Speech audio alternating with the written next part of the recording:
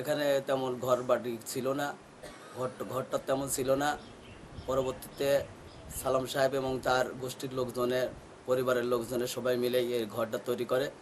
শুরুতে ছাত্র ও একেবারেই কম ছিল, 10-12 জন ছাত্র ছিল। পরবর্তীতে লেখাপড়ার মোটামুটি পরিবেশটা ভালো হওয়ার কারণে এলাকায় ছড়িয়ে পড়ে।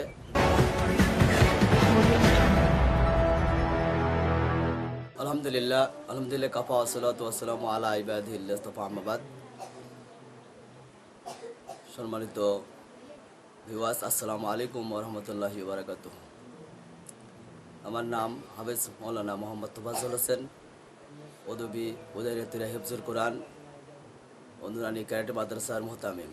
এই মাদ্রাসার শুরুটা একটু বলবেন, আসলে শুরুটা কেমন ছিল, বর্তমান কি অবস্থায় আছে? এই মাদ্রাসার শুরুটা 2011 সাল থেকে। এই মাদ্রাসাটা প্রথমত শুরু ছিল প্রায় 80 সাল থেকে। 80 সাল থেকে মাদ্রাসা শুধু ফুরকানিয়া মাদ্রাসা ছিল, সকালে অথবা বিকেলে ছাত্রদেরকে পড়ানো হতো। এরপরে হাফেজ জুবাইর সাহেব তখন পড়াতো। এরপরে এসে আলহাজ সালামত সাহেবের উদ্যোগে তিনি চিন্তাভাবনা করেন যে এখানে একটা হিফজুল কোরআন প্রতিষ্ঠা করতে হবে, এবং তার গোষ্ঠীর যারা লোকজন তাদের সাথে আলোচনা করে তিনি এই মাদ্রাসাটা হেফজখানা হিসেবে প্রতিষ্ঠিত করেন 2011 সালে।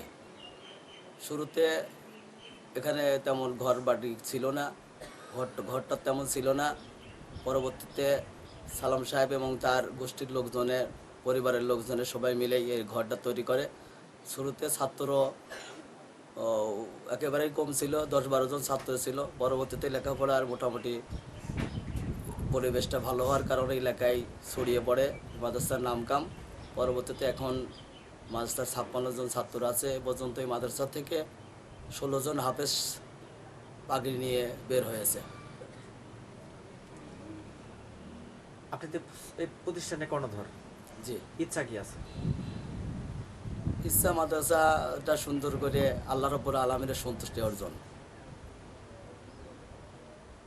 এই প্রতিষ্ঠানটা আসলে কি, আপনি যেহেতু সুপার বা কর্ণধর, আসলে কোন জায়গাটা গেলে এই প্রতিষ্ঠানে আরো শ্রীবৃদ্ধি হয় বলে মনে করেন? কি কি কাজ করলে? মাদ্রাসাটা আরও যদি বিল্ডিং হয় তাহলে ছাত্রদের থাকা ভালো পরিবেশ হয়।